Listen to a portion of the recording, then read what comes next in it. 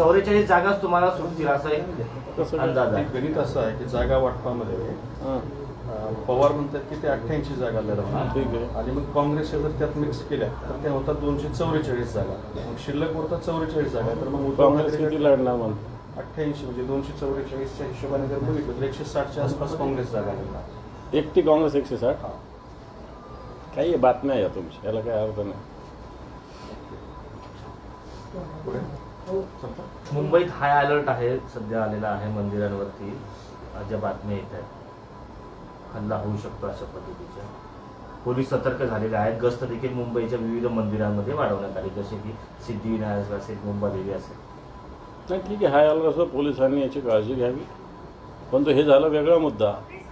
संभाजीनगरात राजपूत राजांनी 300 वर्षापूर्वी बांधलेले मंदिर पाडण्याचा सरकारने कोर्टाने आदेश दिलेला आहे.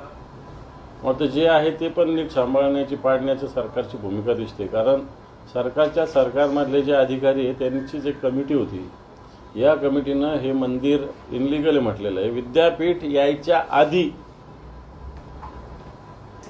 1680ला निर्माण झालेले मंदिरं पाडण्याचा कोर्टाने आदेश दिला. आणि कोर्टाने आदेश या आधारावर दिला की म्युन्सिपल कमिशनर, पोलीस आयुक्त, विद्यापीठाचे कुलगुरू यांनी पाहणी करून अशा पद्धतीनं कोर्टाला अहवाल दिला होता. मला वाटतं हे सुद्धा मंदिरं सांभाळण्याची आवश्यकता आहे. मुख्यमंत्रीपद हे